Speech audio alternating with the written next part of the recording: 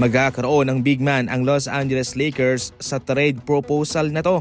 Matatanggap ng Lakers itong si Claxton galing sa Nets at yung kapalit naman niya sa Lakers ay itong si Dalton Knecht, si Rui Hachimura at isang 2025 second round pick. Naudlot ang balak ng Lakers na kumuha ng panibagong big man noong kanilang i-trade itong si Knecht papuntang Hornets. At kaya sa proposal na to ay makakatanggap ng isang magaling na big man at bata pa itong Lakers. Magaling mag-rebound at patuloy pang dinedevelop ang kanyang offensive skill set. Isang malakas na rim protector mga idol, masipag siya sa ganyang gawain at siya nga rin ang nangunguna sa blocks per game sa NBA. Nag-improve din ang kanyang defensive rebounding rate ngayon sa liga. Lalo din nag-improve ang kanyang field goal percentage na mataas na at siya ay isang solidong screen player. Kaya siguradong ito'y maasahan ng Los Angeles Lakers kung kanilang kukunin itong si Claxton. As of now, maganda pa naman ang naibibigay na serbisyo ni Rui Hachimura at ni Knecht sa Lakers. Totally, ang kanilang mga performance na lamang sa hinaharap ang siyang manghuhusga sa kanilang kapalaran sa hinaharap para sa Los Angeles Lakers.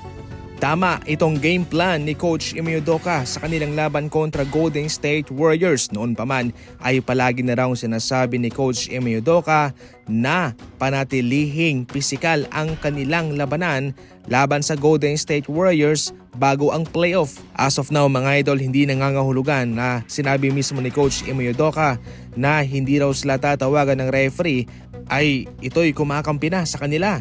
Definitely, yun lang daw ay kanyang taktika. Yan ang paliwanag mga idol. Napapansin kasi ni Coach Ime Udoka na parang sila'y hinahayaan lamang daw ng referee at wala namang tawag.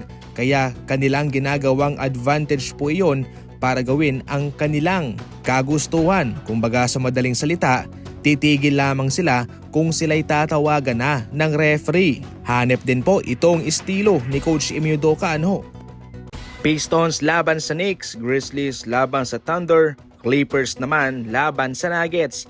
Yan po ang mga laban. Sa mga gustong tumalpak, ang link ay nasa comment section. Gamitin po ang promo code. Pipili ka lang ng team mo at kapag nanalo sila, abamatic jackpot ka.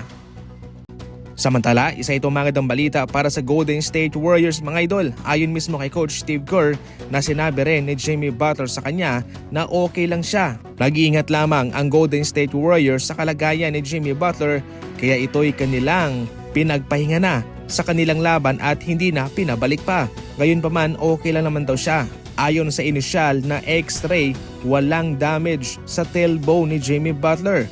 Ngunit malalaman pa ang konkretong detalye pagkatapos ng MRI test bukas. Kahit na parang kontrobersiya ang nangyaring Game 2 sa pagitan ng dalawang kampo sa Rockets at sa Golden State Warriors, malaki naman ang paniniwala ni Coach Steve Kerr na isang aksidente lamang yung nangyari kay Butler. Pero hindi daw maiwasan na syempre malaking advantage daw po yun para sa Rockets. Mayroon pang 2 araw na pahinga ang Golden State at ang Rockets bago sumabak sa Game 3 sa San Francisco.